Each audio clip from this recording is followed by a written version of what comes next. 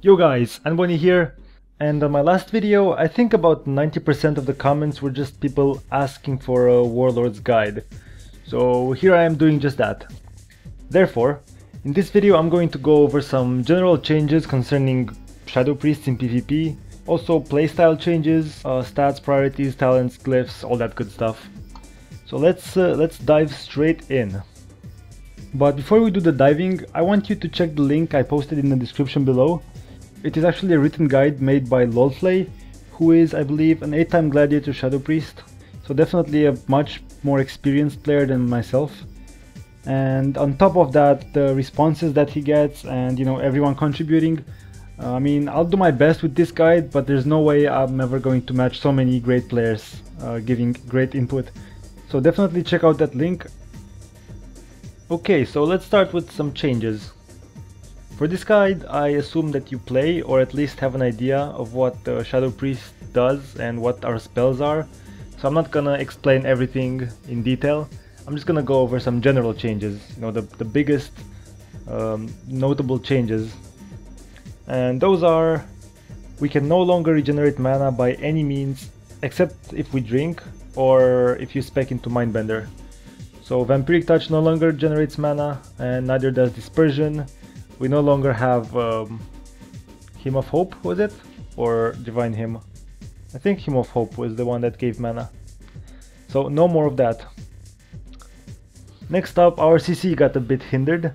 Psychic Scream is now a talent, and its cooldown has been increased to 45 seconds, and its duration has been decreased to 6 seconds. Psychic Horror is now considered an incapacitate, and so it shares DR with other incap effects, of which the most notable is probably Polymorph from a mage. Also, our PvP set bonuses have changed. Our 2 set bonus now gives us about 2000 versatility for 10 seconds after Dispersion ends, and our 4 set bonus refunds the orbs we use on Psychic Horror at the rate of 1 orb every 3 seconds. Okay, let's go over talents now. Why do I have the feeling I've done this before? Right, on the first tier, clear winner is Spectral Geist. It just allows for a lot of plays, and even as a defensive cooldown it's better than the other two in arena when you have a healer with you. Second tier, Angelic Feather is definitely the best.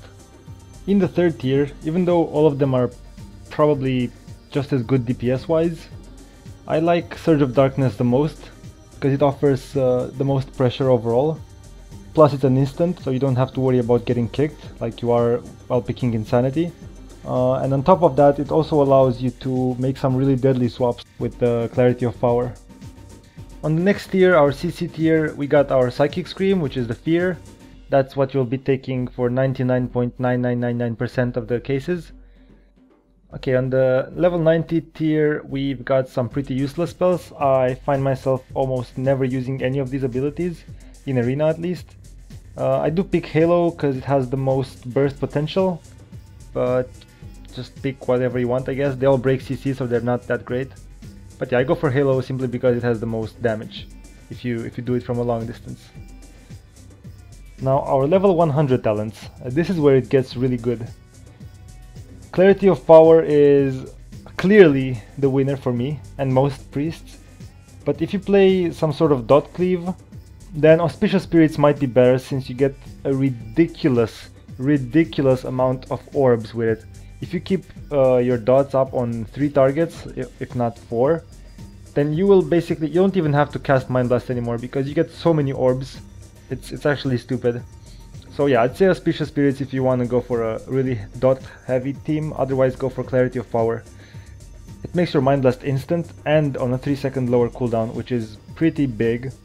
And the extra 40% damage is really nice when you go for kills or when you go for hard swaps. So yeah, Clarity of Power wins for me. Okay, let's move on to glyphs. Unlike Mist of Pandaria, we actually have a lot of useful glyphs and a lot of viable choices. So many that it would actually take me a very long time to cover everything, so I'll just go over them really fast. I'll just go over the ones that I think are good and worth using. Okay, we got Glyph of Delayed Coalescence, which transforms your Dispersion from a 6-second duration to a 9-second duration, even though the very end of it is a bit less powerful. I think it makes for a really good glyph against teams that can do a lot of burst in a 10-second window while your healer is CC'd. So maybe Warrior Ret or something like that, when they just pop their wings and recklessness and try to blow you up. So that's pretty good. Glyph of Fade is pretty decent. I'm very used to it by now and I can't play without it, so I have it. Glyph of Mass Dispel is really good if you think you're gonna need it in a specific arena against mages or paladins. Glyph of Mind Blast is actually surprisingly good now since you have your Mind Blast instant and on a 5-second cooldown. It procs quite often, so I'm actually using it. Glyph of Mind Harvest is a bit tricky because it offers some really strong openers, but I feel like having the cooldown on Mind Blast more than doubled is not really worth it. It was worth it back at level 90 because our Devouring Plague plus Mind Blast would do so much damage. But right now if you do a Mind Blast plus a Devouring Plague, it's not really that much. So yeah, I wouldn't take this glyph outside of World PvP maybe, and BGs. Glyph of Psychic Horror is actually pretty decent, since you get your orbs refunded on Psychic Horror. It kind of becomes your main CC, but the way it is right now, we have Psychic Horror, Silence and Fear on a 45-second cooldown. So you can line those up and every 45 seconds you can do a pretty deadly CC chain on a healer. So I actually like my Psychic Horror being on a 45 seconds, so I'm not taking this glyph. But it is pretty good. Glyph of Restored Fate. This one's the third glyph that I use right now, and it's amazing. It's basically, finally we get some sort of displacement, like mages have blink and warlocks have portal and every clot in the game has some sort of movement. And now we have one, yay! Even though it's on a 1.5 minute cooldown and requires a teammate. I still take it because I've been waiting for it for such a long time, so yeah. Glyph of Weakened Soul is not actually that bad anymore, since now your normal Weakened Soul only lasts 12 seconds. This one makes it a 10-second duration, and you can also peel and help your partners, not peel, but help your partners a bit more with it. So maybe eventually I might swap a Glyph of Fate for this one. I'm not sure. That's pretty much it for glyphs. Now when it comes to stats, nobody knows exactly for sure which are the best right now, but I'm 90% sure that this is the correct, in air quotes, way to go with stats right now. So I think it's Mastery and then Haste and then probably Versatility, and then I'd probably go for Multi-Strike or Crit, one of those, because that's the only thing that's left. Oh, and there's Leech, but I haven't seen any piece of gear with Leech in it, and I'm starting to wonder if they actually exist. But I personally will go for Haste first and then Mastery, and the reason for that is I just like having faster globals. I got really used to it, and unless Mastery proves to be way superior to Haste in the next season, I'll probably stick to Haste as my main stat. Either Mastery and then Haste, or Haste and then Mastery. It's actually a pretty big difference depending which one you want to take first, because there's no reforging anymore.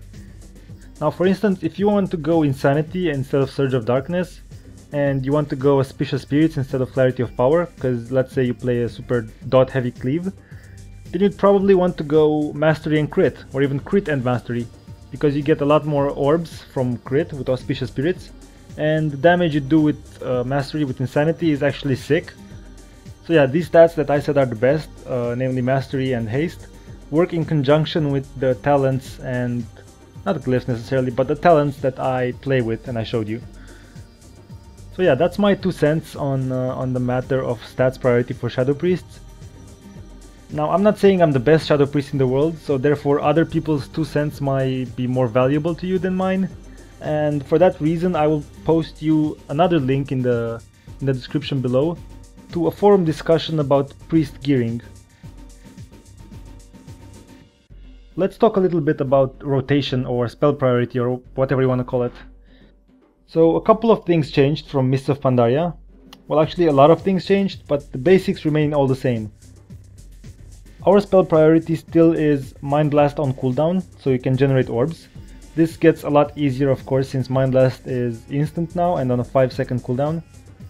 So Mind Blast on cooldown, until you have 5 orbs. When you reach 5 orbs, you don't have to Mind Blast on cooldown. You don't have to Mind Blast at all, basically, unless you go for a kill. So a big mistake you could do in arena, again this is all arena, right, against someone that has a healer. A big mistake you could do is have 5 orbs and just spam Mind Blast randomly just to do pressure. Again, if your comp is revolving around that, it's okay, but if it's not, then don't do it. If you have 5 orbs, you are ready to go for a kill attempt. And basically you want the healer, the enemy healer CC'd, like before. The thing now is you can actually CC for a very long time yourself. This is how I personally like to do it. Every 45 seconds I have a pretty long CC chain.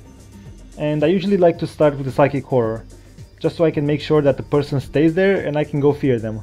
So out of that Psychic Horror you do a fear, and out of that fear you do a silence. Meanwhile, on your main target, it would be ideal, although you can't really wait for this all the time, but it would be ideal and perfect if you would have 3 instant Mind Spike procs, and the target would have no dots. That would make it so deadly, it's actually stupid. So I have my 5 orbs, enemy doesn't have any dots, even though you can do it with dots, you don't really have to wait for it. But if he doesn't have dots, you do a bit more damage, so it's worth it. Let's say we have Empiric Touch and Shadow Word Pain on the 3rd member, and now we're going for the kill. So I'm going to Horror the healer, Mind Blast my main target, Devouring Plague, Fear the healer, Mind Spike, Mind Blast, I get my orbs back, Devouring Plague again, then I can Mind Flay, Silence, and by this time he would be in Shadow Word Death range, so I could do double Shadow Word Death. And on top of that you have your other partners CCing the healer as well. So it makes it even more deadly. And this is the reason why you go Mastery and Haste. You go Mastery because it increases all of that damage except for the Devouring Plague. And you go for Haste because it lowers the global cooldown, so you can do all of those things a lot faster. Outside of your burst window, you generally do the same thing that you did in Mists, which is nothing really, just stand around and die. JK. You Mind Blast on cooldown, you keep your dots up as much as possible, you peel for your teammates and do your best to be helpful. You purge stuff, you know, all that good stuff. You basically, again, it depends on the kind of comp you play. If you play some sort of, let's say God comp again, because it's a classic, even though it's probably not as good as it was before, it's still pretty strong. You know what I said. Unless you have damage to go for a kill, it's actually kind of pointless to just stand there and try to pressure, because you can't do that. You really can't do that. So out of your kill windows, let's call them, out of your burst windows, you just pull back, retreat, do your Mind Blasts, put your dots up, purge, peel as much as you can if you have to, and just get ready to set up another kill opportunity in 45 seconds.